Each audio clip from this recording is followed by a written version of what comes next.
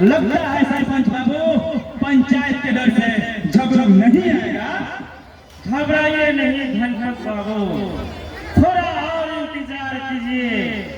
अगर इस पंचायत में झगड़ा नहीं आएगा तो उसे मारकर गांव से निकाल दिया जाएगा। क्यों गांव वालों, अगर झगड़ा नहीं आएगा तो उसे गांव से निकाल दिया जाएगा ना।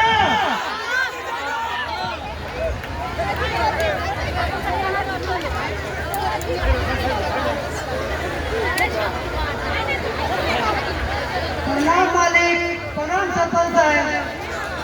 क्यों रे झगड़ो, अभी तक तुम कहाँ था? तुम्हारे इंतजार में हम लोग बहुत देर से बैठे हुए हैं। मेरी तबीयत खराब थी इसलिए आने में देर हो गई, मुझे माफ कर दीजिए। अच्छा ठीक है, बैठो। हाँ तो धनपत बाबू, आप बताइए कि आप पंचायत क्यों बुलवाए हैं?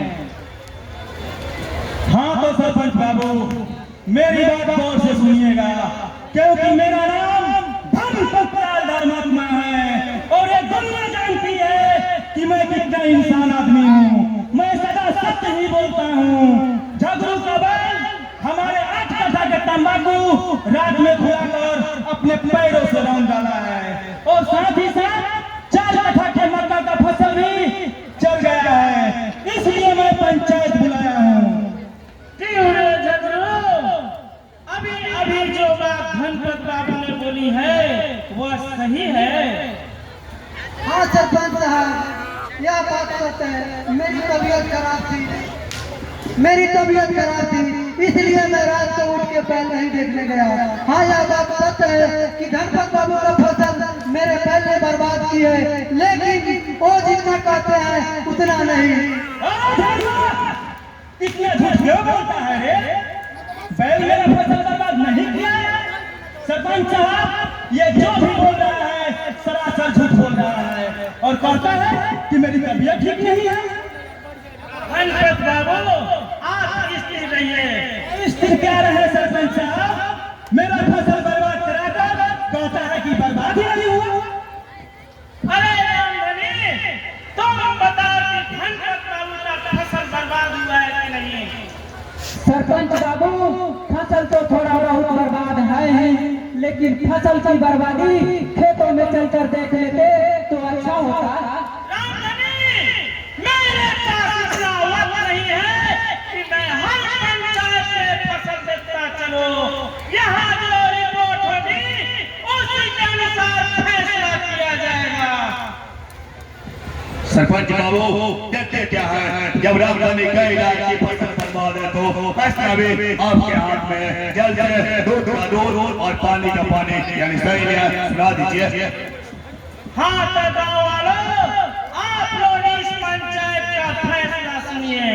धनपत बाबू धर्मात्मा और झगड़ू के कथनानुसार तंबाकू और मक्के की फसल की बर्बादी को देखते हुए 50,001 रुपए देना होगा।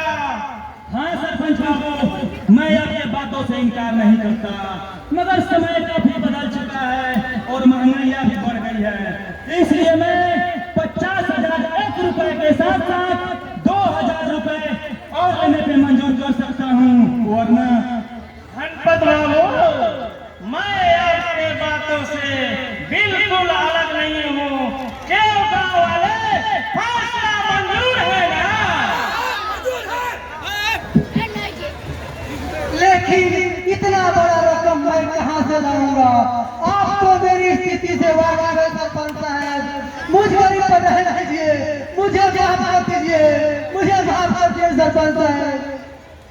अगर तुम्हारे पास पैसा नहीं होगा तो पैसे के सूद के रूप में तुम्हें धनपत बाबू के यहाँ लाकर काम करना होगा, और जब पैसा हो जाएगा तो पूरा पैसा देकर छुटकारा पा सकते हो। और पैसा नहीं देने के कारण इसी पंचायत में 101 कोड़े लगाए जाएंगे। मुझ गरीब पर रहने दीजिए धनपत बाबू, मुझे माफ कर दीजिए, मुझ पर तरस जाइए, मैं कहीं का न रह जाऊंगा, मुझे बर्बाद होने से बचा लीजिए। मैं किसी नहीं रखा है। धनपत बाबू, ये तो सरासर अन्याय है। न्याय और अन्याय क्या चीज होता है, ये बात मैं अच्छी तरह से जानता हूँ रामधनी। कौन मान कुकन मुझे मत सिखला। धनपत लाल, मनुष्य से न्याय धन से नहीं कर्म से महान होते हैं। अमीरी गरीबी ऊंच नीच आप जैसे समाज के ठेकेदारों ने पैदा कर रखा है। रामधनी, जवान संभाल कर बात कर। याद रखो रामधनी, हर फूल एक निश्चित स्थान पर खिलता है तो अच्छा लगता है, और जानते हो रामधनी, हर फूल से खेलना अच्छी बात नहीं है, क्योंकि उसमें कांटे भी होते हैं। कुछ फूल ऐसे भी होते हैं सरताज, जो भगवान के चरणों में चढ़ते हैं, और हम फूलों से खेलने वाले कांटे की परवाह नहीं करते। होश में आओ रामधनी, मत बोल कि तुम जगतार सरपंच से बात कर रहे हो। तुम जैसे हजारों लोग आकर गिड़गिड़ाते हैं और धमकी देकर चले जाते हैं, किंतु हम लोगों की नजर जिस पे टेढ़ी हो जाती है, समझो उसका सफाया हो जाता है। और तुम लोगों की हस्ती क्या है, एक चिट्ठी से ज्यादा और कुछ नहीं, समझे?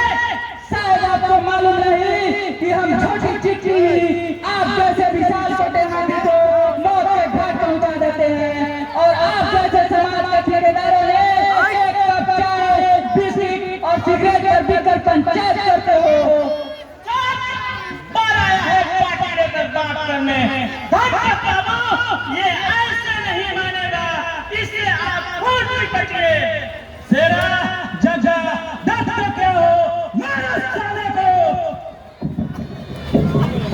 छोड़ दो, इसे छोड़ दो, छोड़ दो।